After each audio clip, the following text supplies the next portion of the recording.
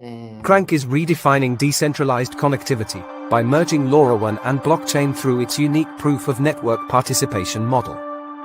Proudly built on the Cadena blockchain, Crankk paves an efficient and revolutionary road towards the future of decentralized infrastructure. Welcome everybody. Good morning or good afternoon, wherever you are. Today, this is the first AMA that we have for YouTube for this year, 2025. We're kicking off the year with IoTeX Network, and none other than Aaron, who is head of product at IoTeX. And if you're into DeepIn and you have been into DeepIn, there's no chance you don't know about Aaron. He has been to quite some consensus meetings at Austin last year. I believe you were there speaking and whatever not. So Aaron, could you introduce yourself? Tell us a little bit about your role at IoTeX and what excites you most about working there. For sure. Thanks, Alex. Really appreciate being here with you guys. Excited about everything that you guys are doing at Crankk. I think there's so much potential there. So encourage everyone definitely to check out all the amazing things Crankk is doing. And ultimately, what we want to do at IoTeX is move the DeepIn sector forward to make it as successful as possible. And we can definitely get into that a little bit later. So my role is the head of product. I've been working at IoTeX for the past 3 years. So I was able to actually see the growth of DeepIn to what it is today, starting from not even having a name to having a name around 1.5 years ago, everyone uniting behind that name, and then sort of the growth that we've seen over those past 12 months has been pretty insane. And I think it's definitely catching the mainstream consciousness, at least mainstream crypto consciousness. I think there's definitely room to grow and sort of getting to the actual mainstream. I'll give you some anecdotal evidence that really it's not quite at that point, or generally most people don't understand much about crypto. All they understand for the most part is the scams. But when you're within crypto, you know what DeepIn is. So that's a huge win in and of itself. Absolutely. Me personally, I've heard about DeepIn in the beginning of last year for the first time. And I believe there's truly quite a lot of potential in this sector. And IoTeX, I believe IoTeX launched as an open source in 2017, and then they launched their platform in 2019, correct? Yeah, I'll give a little bit of the play-by-play of how it all went down. So yeah, the white paper was written 2017. Mainnet went live 2019 as a layer 1 blockchain. Now we've got a bunch of DeepIns on our chain, which is fantastic.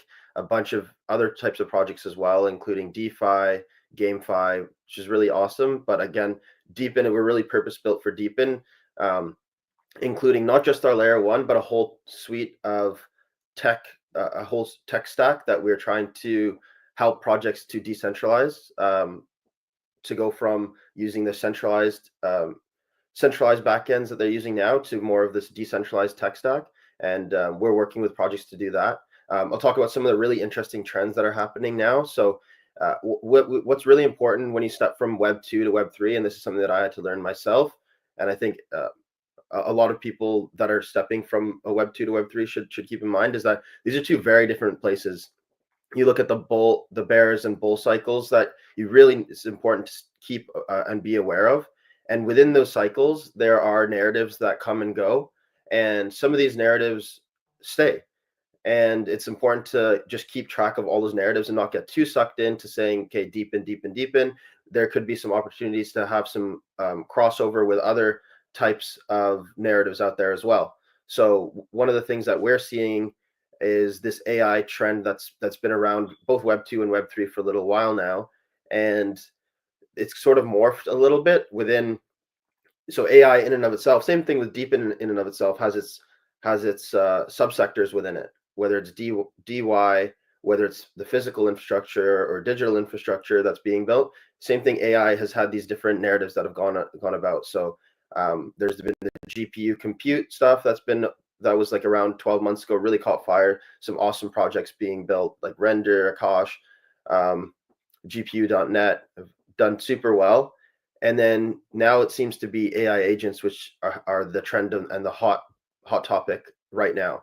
So looking for opportunities where you can combine these different things is really, really awesome and can really make a difference. So one thing that we're working on right now is a deepen AI agent. It's called Bino AI. It just launched earlier this week, actually.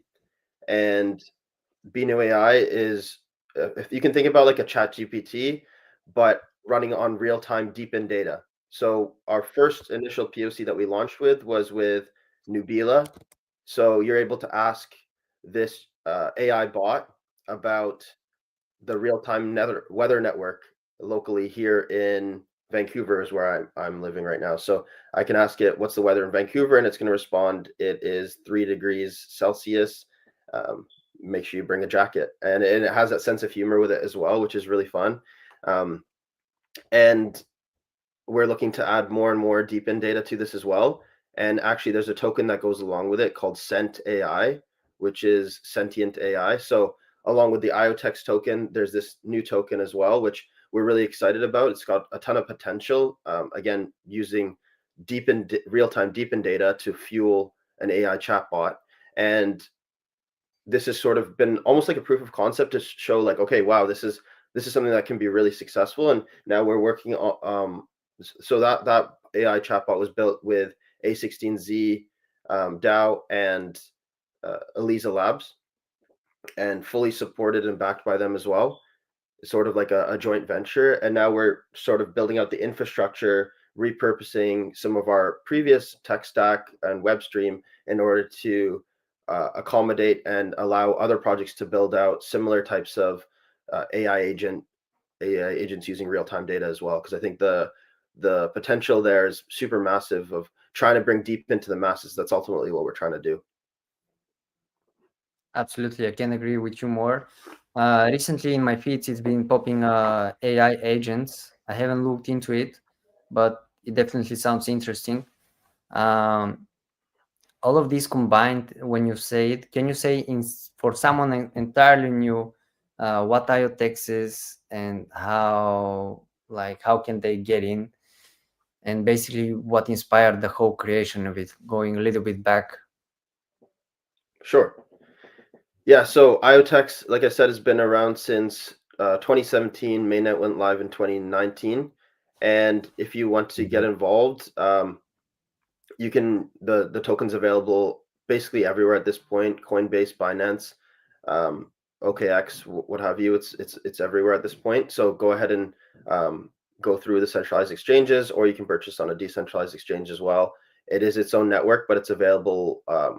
It's like denominations are available on other networks as well. So you can buy the Solana version of IoTeX now with our bridge that we've created from IoTeX to Solana. You can buy the Ethereum version, or the Polygon version is available as well. So yeah, we're huge on this cross-chain interoperability. So I think that's massive for IoTeX in making sure that all these different chains connect to each other, because being a layer 1, we don't want to be siloed on an island. I think that's super important to be able to trade between chains. So we're making sure to accommodate that. And also a lot of the projects that we work with, given that we're not only a layer 1, we have a lot of other parts of our tech stack that we're trying to provide to projects.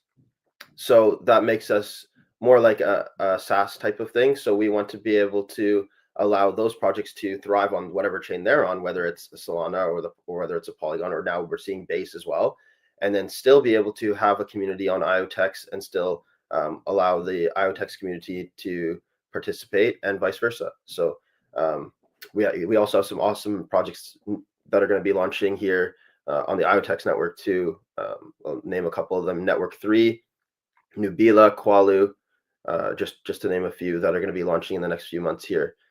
But yeah, IoTeX is definitely focused on moving the deep in sector forward in any way possible. We see whenever the deep in sector rises, the IoTeX has a jump as well, and ultimately trying to make our deep in native projects as successful as possible as well is massive for us. Bridging blockchains is really useful, in my opinion, because that's what the user wants. They want easy transfers, transactions, however you want to call it. So what is the unique approach of that, like the one that IoTeX is doing between bridging the blockchains? Yeah, so we're using a couple of bridges. One is actually our own bridge that we've built. It's called IoTube. It's basically been active since I believe 2021, and we've just been slowly expanding more bridging options to it. So we've just recently expanded to Solana, which was definitely a complicated thing given it's not EVM. So that's one really important thing I should mention about IoTeX, EVM compatible blockchain. And now by getting that bridge to Solana, it's a really massive thing for us because it's definitely not easy to do. So really huge kudos to the devs to make that happen. It was basically in development for almost a year, but we see huge value in that given all the volume that's being traded on Solana right now and all the awesome deepen projects that are building over there. Great. Well, sometimes great things take time, but once they're developed, once they're done, you see it's worth it. 100%. Okay, you mentioned already some of your modular blocks that are the modular blocks, correct? And I believe you had some difficulties during that part of the whole process. I mean, it's been since 2017. Could you explain some of the difficulties that you had? Sure. Like, for example, the one that you shared. Yeah. Sure. Yeah. So one of the important things I think for anyone building a startup, let's call it a startup, is the ability to be able to find product market fit. So you're going to build things that aren't ultimately used, and you're going to build things that are used and that are successful. So it's just a matter of trying to get the feedback early. I think I'm just talking from like a product perspective here.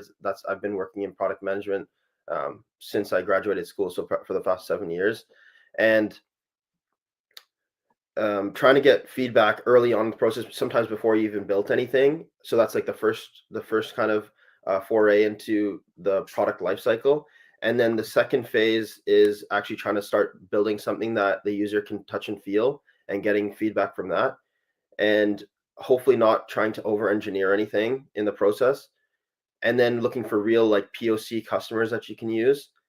And then finally trying to look to, should I go to market? Should I not go to market? Should I build or should I buy? Like those type of scenarios. And we've definitely built things over the years that have not been used as much. WebStream was one we put a lot of effort into, talking like over a year of effort of dev work into, but it's not like we over engineered it to the point that it was not it's not like we completely over engineered it. We tried to get it to like a point where it's like an MVP level, and we managed to do that. And we just found that the product market fit wasn't really there. Like I think a lot of the deepens right now, and at least where they are right now in the current cycle, is they're just trying to get to market, get as much revenue as they can, as quick as they can. And there hasn't really been the ask from the market to say, we need to have this be decentralized or we're not going to use your deepen. And that hasn't really been a thing unless there's some deepens that are kind of where we want to be the decentralized version of X, or like max decentralization is their focus, where it's more rare that that's the case.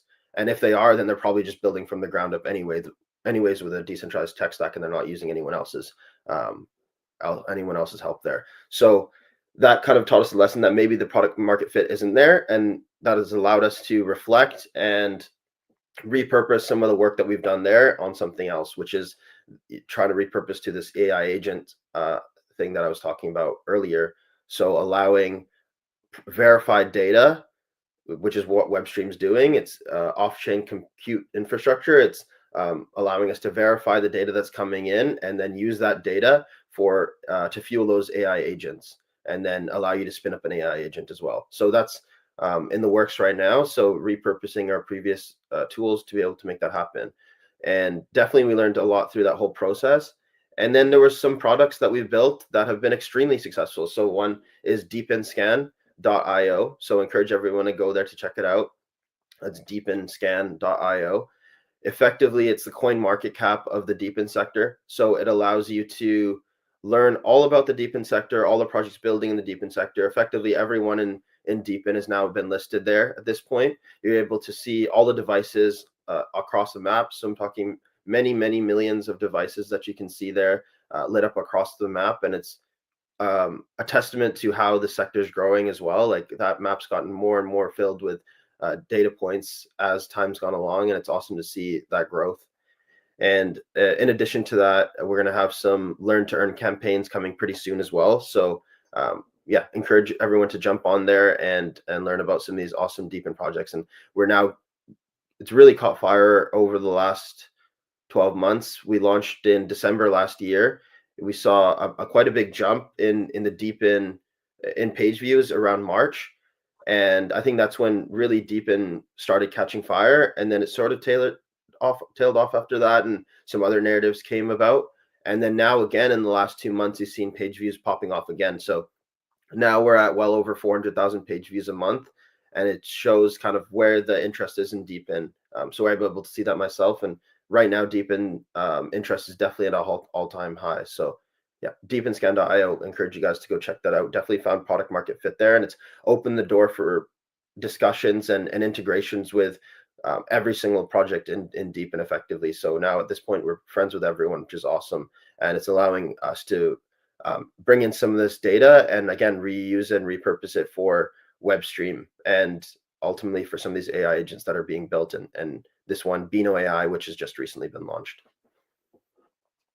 I definitely need to look into these public AI agents. From what I hear from you, there's a lot of potential in them. You mentioned a lot of times the modular blocks that IoTeX has.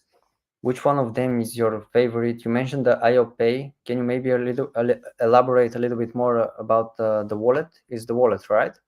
Yeah, we have our wallet, multi-chain wallet as well. And again, we're really big on making things cross-chain compatible, user-friendly, and open to everyone, because we don't want to build anything again on a silo just for our community. We want to open it up for everyone and allow their community to come to us, our community to come to them. And that's what we did with IoPay. It's one of the leading, we call it the Deepin wallet of choice. And we see many Deepins using this wallet as their go-to wallet. And the reason for that is Deepin Scan, which I just mentioned, which is built right into the wallet. So you're able to, again, learn about all the different Deepin projects being built right in IoPay, and you're able to see all the different devices across the map right in IoPay. So it's really unique to our wallet compared to any other wallet out there. Like obviously there's no Deepin tilt to any other wallet out there. That's just for other wallets, it's just like another token that's out there. Whereas we're actually allowing the users to see all the devices, learn about the sector, and then just buy and sell and trade in a self-custody wallet as you wish. So we're integrated with effectively every EVM chain out there, as well as we've just integrated Solana again as well, for the same factors that I talked about earlier, and all the different Deepins that are built over there, and all the volume. So whether you're building on, or whether you're part of any one of those other chains, or you have tokens on any other chain, you're able to go ahead and use IoPay as your wallet of choice. And I really encourage it if you're a fan of Deepin.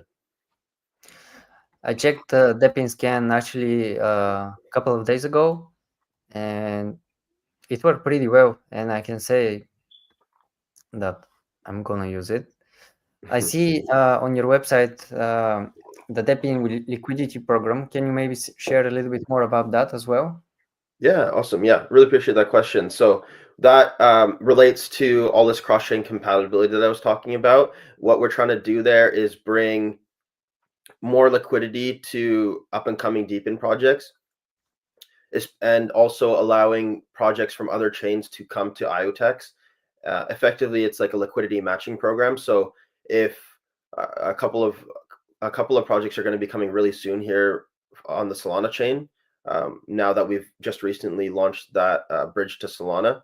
So for example, some alpha here, Uprock in actually tomorrow is going to be launching not a migration, but like bringing some liquidity to the IoTeX chain, which is massive. So it's going to allow the IoTeX community to go ahead and purchase and hold and stake those Uprock tokens.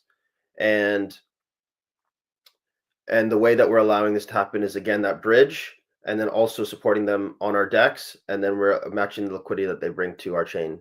So with a combination of those, we're able to see a lot of growth there, and there's also going to be some liquidity mining incentives. So if you do buy the Uprock token, for example, you're able to stake it and earn more Uprock by staking it. So there's going to be many thousands of dollars. I can't say the exact amount until tomorrow, but there's going to be many thousands of dollars that are available for you to mine, including like 400% APR to start with. Like we're talking massive APRs that the community is able to get through this campaign. So yeah, so that's just one example of several tokens that are going to be available, and there's already several that are available, and also including supporting some of the ones that are already on our chain as well to really maximize the size of that liquidity, so that when people trade on the IoTeX chain, they're going to not experience the slippage losses that they would if the liquidity was lower, of course. No, that's great. Having slippage isn't a good thing, and when you have a larger liquidity, helps that a lot. Also, the coin, the value of the token doesn't drop, and yeah. I see also one more thing, IO SDK, that's coming soon. Can you maybe give us a hint on what's that about? What's going to happen, and eventually when is going to happen? Sure. Yeah, there's so many things that are up in the air related to the roadmap, just because when we like this is the initial spiel that I was giving, is things change in the sector so frequently, and that's why it's so important for anyone, whether you're building in crypto or whether you're just kind of watching along and you're an investor. It's important to keep track of these different trends, and because this AI agent trend has become such a big thing, I think it's very apparent that a lot of our resources are going to start going towards this over the next little while, and we're going to start building out some infrastructure related to this, as well as trying to fuel these different AI agents, because I think there is so much potential there, especially related to Deepin. I'm not just talking about an AI agent you just launch a meme coin around. I'm talking about real utility related to this, and maybe the trend is going to change. It probably will within like 1 to 2 months, and then we're going to be ready to adapt to that. I think this is the way that crypto people should think, is ready to adapt to any of the new narratives that come about, and still maintaining your own narrative, just seeing where you can make those connections in order to capture that mainstream consciousness, because no one's really thinking about sort of the utility things as much. They're kind of focused on, okay, what's the new hype thing? And now the hype thing's AI agents. So how do we merge these gaps? And there's not always an opportunity to do that, but I think these two things really tie hand in hand together. So AI agents based off real Deepin data, those go hand in hand perfectly together. And it makes Deepin really accessible to the masses, and it allows for anyone to go and get that Deepin data without having to use a developer in order to pull that data. And I think there's huge value in that. So that we're really starting to shift our focus towards that. But the IO SDK is effectively a way for, and it's still in the roadmap. It's just not really clear when. But the idea is for projects to be able to spin up their own chain, so almost like a sub chain, and that we'll hopefully get that accomplished in 2025. But that's kind of where our focus is starting to shift, and saying let's focus on this right now, and then we'll go ahead and shift our resources to that at a point we deem makes more sense for us. Absolutely. IoTeX recently introduced concepts like proof of presence and MachineFi. Can you also elaborate a little bit more about on that? Yeah. So the MachineFi thing is interesting. When I joined IoTeX, the big topic of conversation was around all the amazing things that Helium is doing. So we've all been big Helium fans, and I think they've really set the trend for what DeepIn would become. But there was no such thing as DeepIn at that time. There was what Helium was doing, and with IoT in the name of IoTeX, obviously we were very focused on smart devices, and we saw this potential for smart devices for users to be able to earn for leveraging their smart devices, which is effectively the essence of DeepIn. And at the time, we were trying to figure out how do we name the sector, and that's where the name MachineFi came about. So we were trying to. I remember us sitting in a house together in San Francisco. I think it was San Francisco Blockchain Week, and we all rented an Airbnb together. And that was the main topic of conversation: is what is the name of the sector going to be, and how do we get behind it, and how do we be first there? And then not too long after that, and our idea of MachineFi that we started pushing, there were a few other names that came about, including Proof of Physical Work, EdgeFi, TIPIN, which is token incentivized physical infrastructure networks, and then DeepIn, decentralized physical infrastructure networks. And it was sort of like all these different names that were coming about. So almost like fractioning what truly was, I guess, became DeepIn into these different factions, which isn't. There's really no point of doing that when you're kind of all building similar things. So there was a poll that went out by Masari where they asked the community what should the name of the sector be, and ultimately the community voted that DeepIn should be the name of the sector. And then ever since that, we've seen a whole consolidation of all those different factions in order to push DeepIn. So yeah, we were fully on board as soon as that poll happened. We were like, okay, let's get behind this, and then we were one of the very first to really push it and help make it what it is. So that was around probably 2 years ago now, maybe a year and a half ago, when DeepIn really became a name and really consolidated, had these factions consolidate. So that's where the MachineFi thing was. What was the other thing you mentioned? The MachineFi and the Proof of Presence. Okay. Yeah, proof of presence was a while back as well. The idea was trying to figure out where a user's data is coming from, and especially we were trying to tie it into IOPay, and allow for users to earn things for being in certain locations. Let's say you're in Paris for Paris Blockchain Week. We think you deserve like an NFT for doing that, or we think you deserve an airdrop for doing that. And you can just say, this is where I am. I'm going to prove I'm here. And then therefore I deserve X, Y, Z. We had this as like one of the modules that we were offering, and we had like a couple of POCs that we were doing. And now we've sort of opened it up to have other types of proofs using web streams. So but instead of us being the ones to bring the proof forward, we've found better product market fit is the other project brings the proof that they want to have happen to us.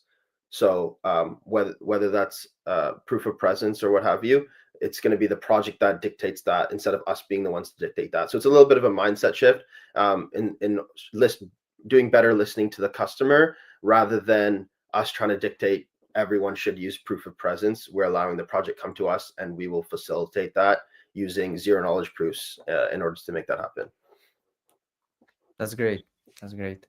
So speaking of, I mean, not really speaking of security, but how does IoTeX ensure scalability and efficiency in processing the data from the IoT devices while maintaining decentralization? Yeah, so fortunately we have some incredible engineers, including Shinshin Fan, which is our head of cryptography. And obviously a ton of work has been done in this space in order to make things decentralized, because this is really where our core has been. And I was talking about there's essentially a whole tech stack that we're building for projects dedicated to this. So the data coming from the device there's the best practices way, and then there's the way that a lot of deepins choose to do it. So let's talk about the way that a lot of deepins choose to do it first, and then we'll talk about the best practices way that we're trying to push at IoTeX, even though we're seeing that the product market fit isn't there. So we're even though we have the opportunity to be able to allow projects to do this, they're not really taking advantage of it because they don't really see it being necessary to them. They'd rather spend the time just trying to get to market. And so effectively, in the way that things currently are, they're not decentralized for most deepen projects, right? So they're pulling the data off using whatever kind of procedures they want to, and by getting data off of, for example, their Raspberry Pi device, let's say that they're pulling the data off, and they're using all just basically Web 2 infrastructure the entire way up until that includes getting it to the cloud, storing it, what have you. Maybe they're using some kind of decentralized storage if you're lucky. Let's say they are, and then ultimately using just the crypto part of this, or the decentralized part of this, is the token. So effectively, the entire tech stack for most projects at this point is centralized, maybe using decentralized storage if you're lucky, and then the token is the only really, I guess, decentralized part that they're using. Whereas what we're offering at IoTeX is more of like an end-to-end decentralized approach. So including using a secure element on the device to allow you to pull data straight into our decentralized off-chain compute infrastructure. So one of the devices that we have that does this, because it does require some intense like firmware and a secure element chip as well to make this entire end-to-end flow work. But one that we have is called the Pebble Tracker. It's sort of like our POC device that a project called EnviroBlock is leveraging right now. So EnviroBlock uses this Pebble Tracker device in order to pull temperature data, humidity data, and several other types of, and location data, and several other types of data. And they basically putting that device in an attic in order to get a sense of what the humidity is in that area, and you can get some really, really fascinating types of data out of this when you start to look at start pooling all this data from different locations and different attics, and you can actually save thousands of dollars on your electricity bills and your heating bills as well. And the way that they've done this is by tying this device to WebStream using that secure element, and once it's within WebStream, you're able to run those zero knowledge proofs that I was talking about in order to do things in a very decentralized way. And then from WebStream, you're able to get that data over to the chain, but specifically it's like the proof that you're putting on chain. So again, everything's in a very user-friendly, safe way until it eventually gets on chain, and then you issue the token once it's on chain. And this whole end-to-end process is, again, very decentralized, and which is amazing, and it's doing a great job for EnviroBlock. But again, we're finding that the product market fit really isn't there. So our focus really hasn't been there for a while. Our focus is really on, let's focus, especially my focus is, let's see what the customers are looking for and what they're asking for, and let's try to deliver there. And at the same time, try to keep track of all the different trends in the market, and see where we can fit into those trends and leverage those trends to our advantage and for Deepin's advantage. So we haven't really seen the product market fit there. So at this point, we still have these POCs out there, and we're still trying to pursue true decentralization in order to allow projects to leverage it when potentially the time comes and there is eventually an ask from the community. So if you guys think that the listeners out there that there should be true decentralization with the Deepin projects, definitely make your voice be heard, because at this point, really the ask from the community, the users, isn't really there, and therefore the ask from the projects isn't there. But when that time comes, we'll be ready with a decentralized backend that projects can plug into. So continuing to expand our POC there, and support EnviroBlock and any other projects that want to leverage it in the meantime.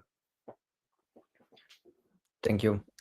I was gonna ask about the Pebble trackers later on but I'm gonna save that for now. I have something else to ask for. So for developers that are interested in building on IoTeX, how hard is it?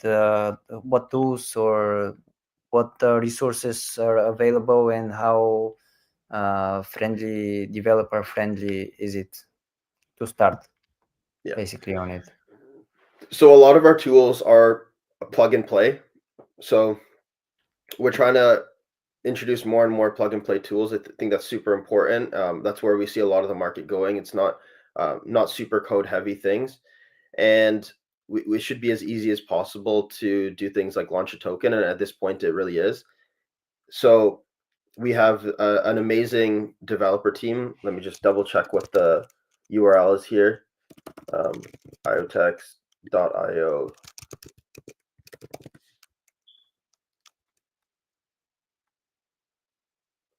Yeah, so if you go to the IoTeX developer portal, you can go ahead and see all the tools related to development and software development. I highly recommend you guys check it out if you're a developer, and we do have grants available in order to build some of these different projects, especially if you're building a deep-in. Then we're more than happy to get involved and really support you guys, including our amazing DevRel team, which is always happy to help with a lot of our tools, including deep-in scan. Really, it's like a 15-minute integration. Again, as the product at IoTeX, I want to make sure that our tools and our suite is as easy to use as possible for developers. So really, you don't want any friction there when I'm trying to get every single deep-in project on board on something like deep-in scan. Any kind of friction there is going to be a huge problem. And at the start, we probably had like you would take like around 3 to 4 hours to integrate, and now at this point it's at 15 minutes. So by decreasing that development time, it's allowed us to get, like, again, every single deep-in project on board. Yeah, I agree. Everything has to be done as easy as possible for the user. So because, for example, if I see that something super tough to just to plug and play, I wouldn't spend much time on it. If it's not worth it, if it's super easy, I would just click on and do it. You mentioned the grants, and I saw also on the modular blocks the Halo grants. Can you maybe talk a little bit more about that? Yeah, so it appears that our Halo grants program is going to start morphing. We got some really awesome news that's going to be coming around that really soon here. But yeah, the Halo grants program, we offer grants to developers and projects that are launching their token on IoTeX and building on the IoTeX chain. So all you have to do is submit to the Halo grant program, and we'll be happy to take a look at your application and give out grants accordingly. You mentioned the Pebble trackers.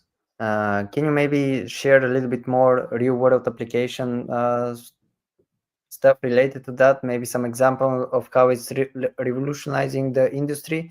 I know you also have an article about that. Am I right?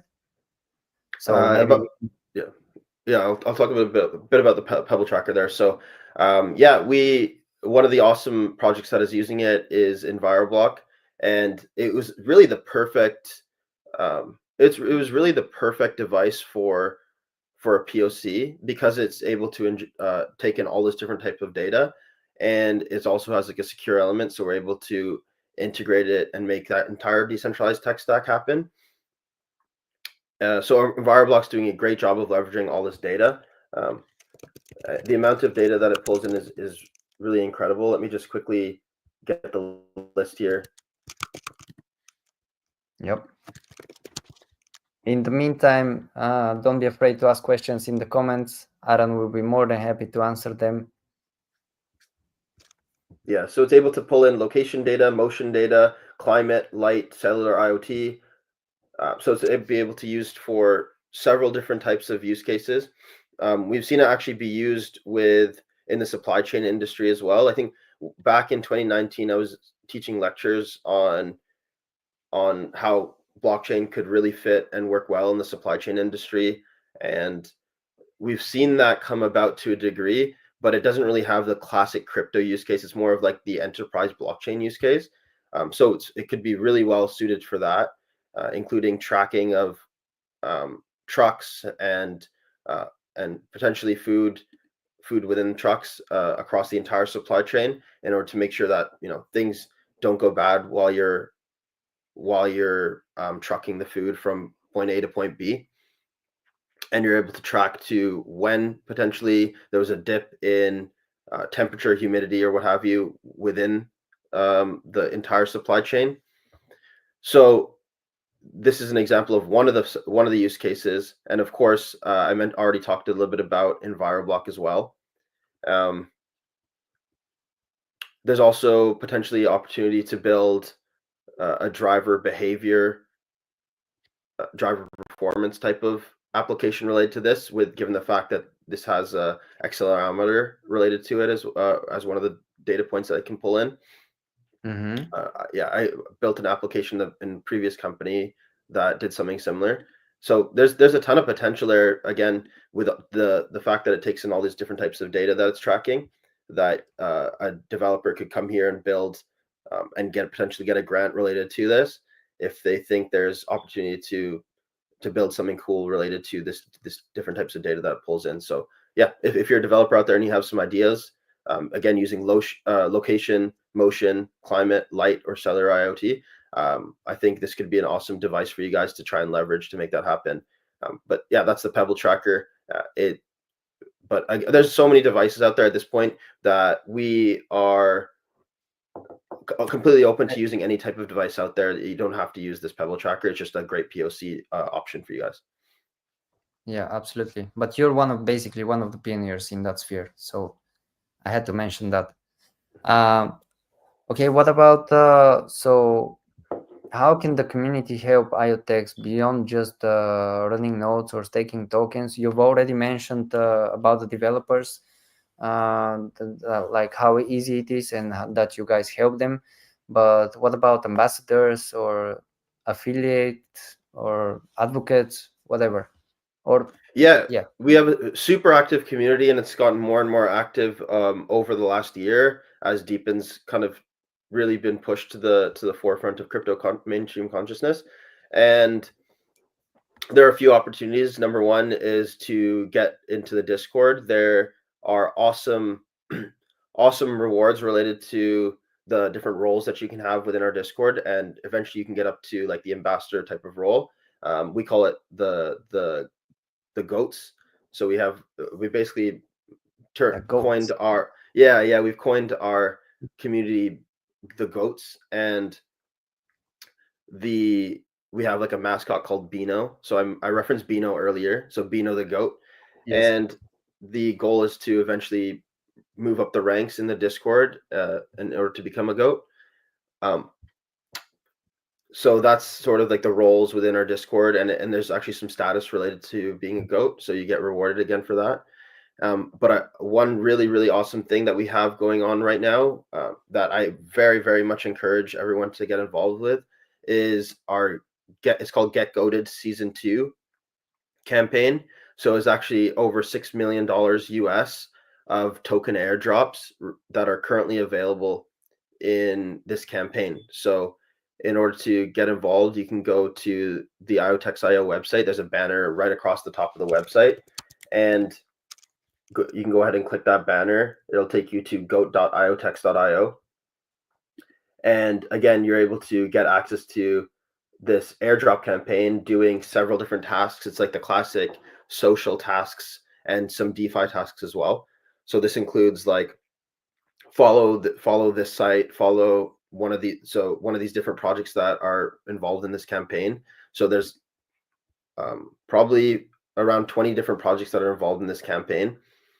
And all these different Deepins are putting their tokens on the line as well. That's how we've been able to pull together this massive $6 million USD valued tokens together. And once you do all these different tasks, you're able to earn points. And then by earning points, eventually you're going to be able to redeem those for tokens actually pretty shortly here. So encourage everyone to go ahead and start doing those different tasks. And not only are you going to be earning IoTeX for this, but you're going to be earning a whole basket of Deepin tokens, including tokens that are not even launched yet. So when those tokens eventually have their token generation event, then you're going to be getting access to those tokens as well and getting an airdrop from those tokens, which has honestly limitless potential with some of these high potential projects that are being launching here. So that includes like Rome, Qualu, Network 3, like really, really high end projects that haven't had their token launched yet, but again, have raised multiple millions from VCs. So highly encourage you guys to jump in there because the potential there to earn is really, really going to be massive. I encourage you to do that as well, and it's truly great to see Depin projects gather up together and do something like that. That's how the whole Depin community grows. And yeah, so let's talk about the future vision. You clearly, I just saw, not just, but saw your milestone post on X of what you reached, and you clearly reached a lot of stuff. And so what's next for IoTeX? Any partnerships, upcoming milestones, maybe a little roadmap? Yeah, for sure. So one, again, what I was talking about earlier with, I'll start by just talking about the Deepin sector in general.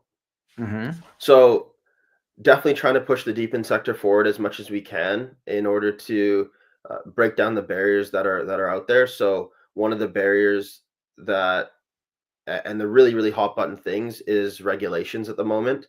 So I've had a lot of thinking and discussions around regulations for all of crypto, but also for Deepin. So I just came back from Washington, D.C. a couple of weeks ago at the policy summit there. So I was able to speak with and advocate for crypto alongside several senators and congressmen, including Senator Haggerty, Senator Tim Scott, Congressman Wiley Nickel, and Warren Davidson, and several others. So in these conversations, it was very clear that they're starting to get a real handle on crypto. They're aware of some different scams that are around there, and they kind of, a lot of times people get stuck in this mindset, oh, scam when they think of crypto, when in reality there's some incredible use cases out there. So the use case that they're really excited about right now is stable coins. They see it as a way to export the US dollar to a massive degree, and this has been their kind of mindset for the last year. When they think of crypto, now they think of stable coins. And this was a really good opportunity for me to get there and talk about Deepin, talk about RWA, talk about all these amazing use cases that are happening out there right now. And when they hear about this, they definitely have no idea what Deepin is, generally have no idea what RWA is. So this is a really an opportunity to be able to get in front of them, start teaching people about what Deepin's all about and all the amazing use cases out there. And continuing to break down those barriers to allow for Deepin to be a part of this new set of regulations, to make sure that especially within the next 8 days, we have the new administration coming in, and the 100 days after that, we really expect some type of regulation to start to take fold here. So it's important that the Deepin voice is heard there. So try to do whatever it takes over this next 100 days. That's really at the forefront of what I'm trying to make happen. And then at the same time, like what I was talking about before, related to keeping track of all the different trends. So this AI agent thing is definitely going to be at the front of what IoTeX is doing over the next 2 to 3 months. And then beyond that, we know that AI is not going anywhere. I think that's very clear. So trying to do what we can to tie AI and Deepin together. And I think there's so much compatibility. And we've seen that since day one, that AI and data generally goes together super well. So why not Deepin data, especially real-time Deepin data? So obviously you have the data, but being able to pull insights off of that data, I'm talking about Deepin data, is truly valuable. So trying to really focus and shift our almost like a pivot to deepen / AI, again, because those go so hand in hand together. And we think that we're the perfect project to make that happen. And given that we are working with all these deepens at the moment and having deepen scan under our belt, it really allows us to be perfectly positioned to leverage AI to get the most out of deepens. And what I would say the most important things for deepens, if you're building a deepen, is thinking about the demand side of the data. So for sure, like we've seen that the companies are able to get a good amount of users by promising we're going to send you tokens or we're going to send you points that are going to be redeemable for tokens. But ultimately, can you sell your data at the end of the day? Is there product market fit related to the data that you are able to pull in? And I think for the most part, projects have really struggled to find and bring in the revenue. We're seeing projects do a better job of pulling the revenue, but I think that's only like the top echelon of projects that we're seeing are starting to pull in the revenue. So in our mindset is let's use AI to unlock some demand for the data that wasn't there before, and because really that's speaking to deepen projects, that's like the number one thing for them, and it makes perfect sense. Like revenue should really be one of the drivers. So doing what we can to unlock some of that demand for the data. So I see AI as the perfect way to do that. So AI / deepen is really going to be our focus over the next 12 months. And right now it's going to take form in the AI, in the form of AI agents, but over the next 12 months, let's see how we're going to adapt that. It could change. It could be, yeah, a lot we could do around AI / deepen. So that's really our focus over the next 12 months. That's great. I gotta say. So speaking of the future and AI and deepin, we have to also mention IoT and blockchain intersections. Where do you see them heading in the next 5-10 years? As you mentioned already, you have to keep up with the trends, and the trends are changing basically every other week. So that maybe 5 to 10 years is quite a lot. But yeah, can you maybe say a little bit more about that? What's your opinion, and what role will IoTeX play in it? Yeah. So part of our thesis in our white paper about what the future of IoT and what the future of blockchain is going to look like was that the biggest user of blockchains in the future is going to be devices rather than people. And it makes perfect sense given the fact that nearly everyone has multiple smart devices at the moment. And we could easily see billions of smart devices connected on chain. And and then again, to talk about what you said just a minute ago there around how we see the trends changing over time. So I mentioned before how I was teaching lectures on blockchain in 2019, and especially the use cases there were around enterprise blockchain. And then I started working in Web 2, and then when I came back, no one was talking about enterprise blockchain. So it's really not being pushed like it was before. But I do think that the billions of devices on chain are going to happen, but it's going to be through deepen. So so when we talk about the intersection of IoT and blockchain, I really see deepen as the forefront of that. So not as much the enterprise side, even though there are still potential there. I really think it's going to be deepen, which when I say deepen, it's more user driven as opposed to enterprise driven. So users getting on board, purchasing devices, or leveraging devices that they already have in order to provide their data and get rewarded for that data. So that's 100% where I see in the next 5 to 10 years. I literally see billions of devices connected on chain, and it's going to be through deepen. Absolutely. I believe that's an easy way also, like, to put the whole smart home, as you mentioned, to track whatever, not only in the car, but in your garden. So yeah, I believe we will have a lot, millions, if not, as you mentioned, billion devices connected. Okay. Do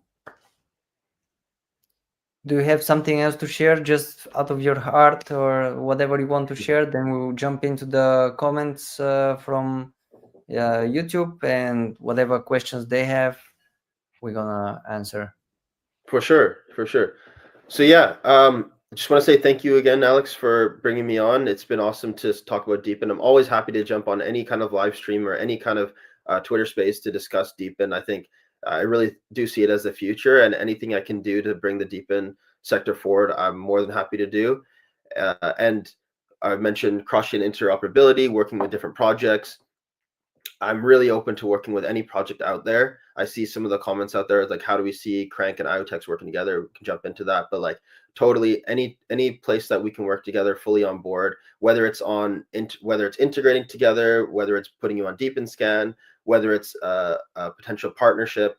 I'm always open to working with you guys and trying to make the sector better, better for users, better for projects, better for developers. That's really what we're focused on at Deepin. And then also on the regulation side, trying to do what we can, again, to push Deepin forward. Absolutely.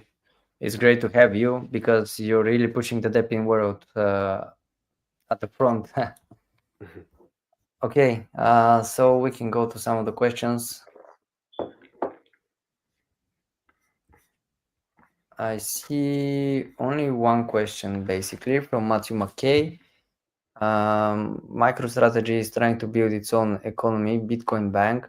Do you see opportunities for companies to use their treasury activities to buy IoTeX to create their own economies for their product?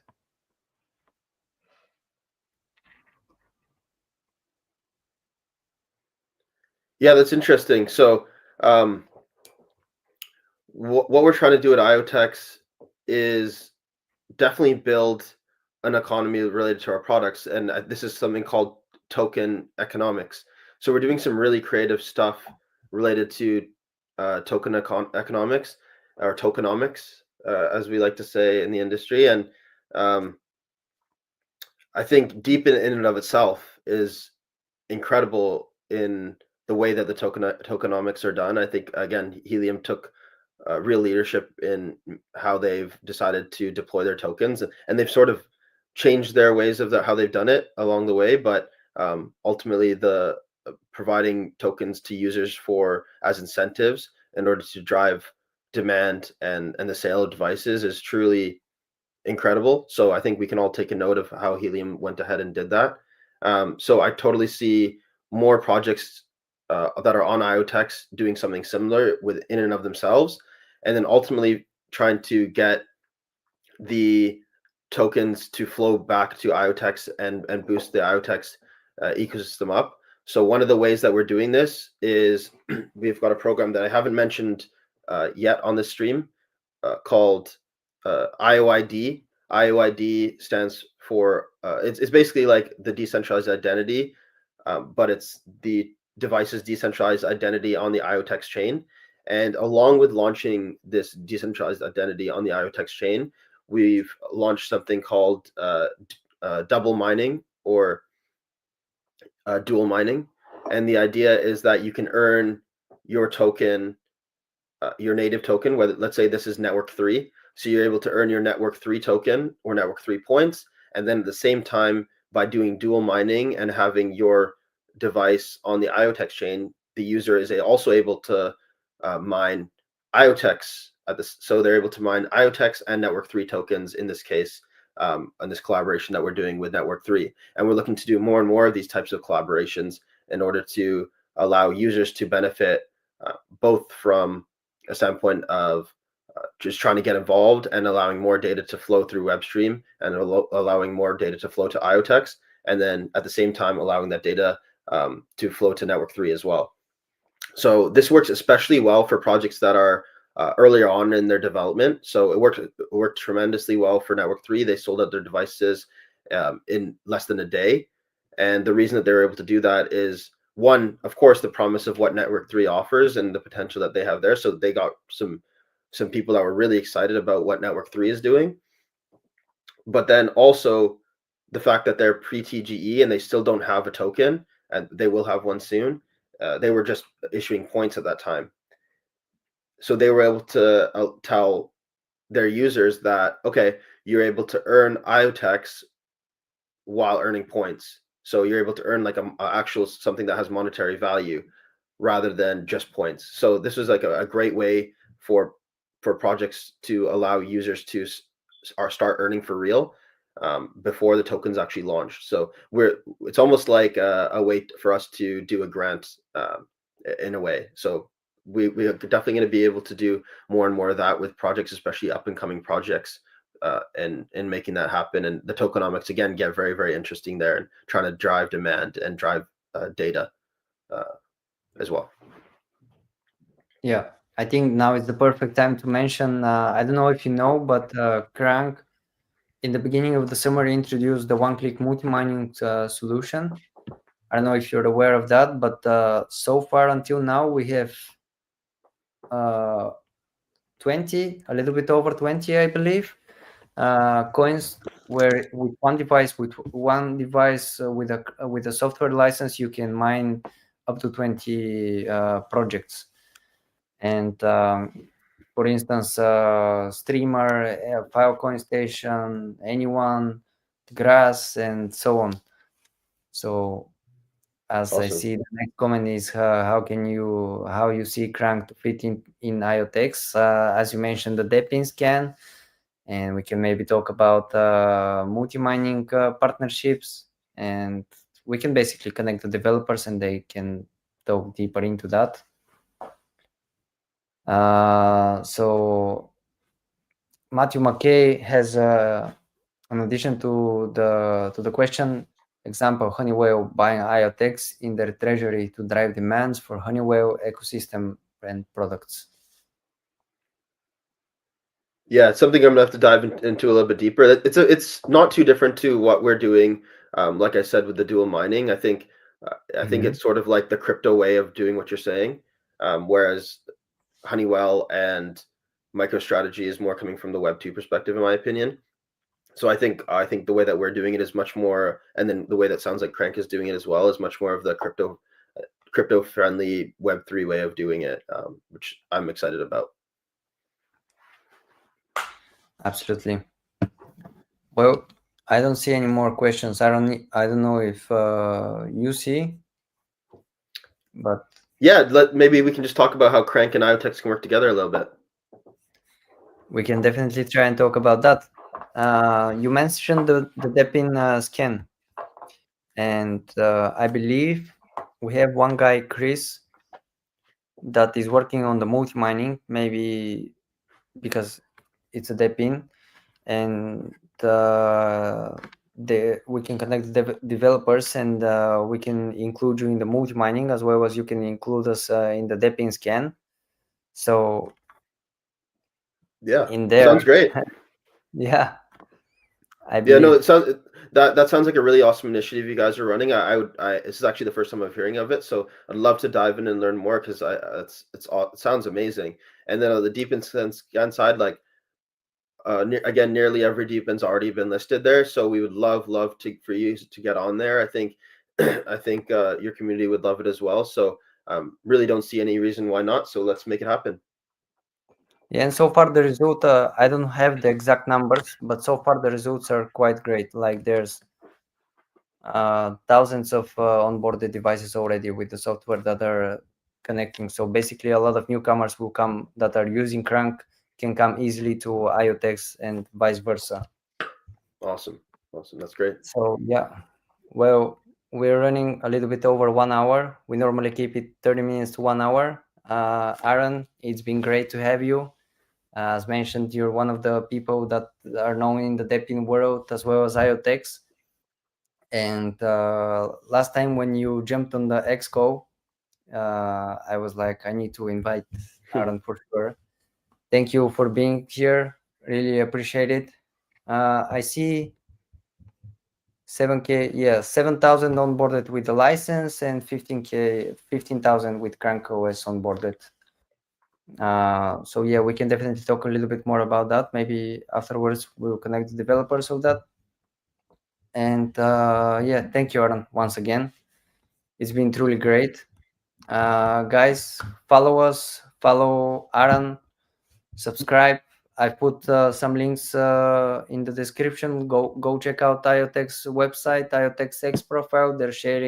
Recently they shared their milestones and what's coming up next. also check out what Aaron is doing, because as mentioned in the beginning, he's going through a lot of conventions, and you can learn more about not only the DePIN sector, but about the crypto world and where it's heading in. Yeah, definitely check it out. Thank you, Aaron. Awesome. Thanks again, Alex. Bye for now. Bye. Thank you for joining today's AMA session. Be sure to follow our social media channels and stay tuned for our next session, where we'll dive even deeper into the future of decentralized tech with Crankk. Thank you for joining today's AMA session. Be sure to follow our social media channels and stay tuned for our next session, where we'll dive even deeper into the future of decentralized tech with Crankk.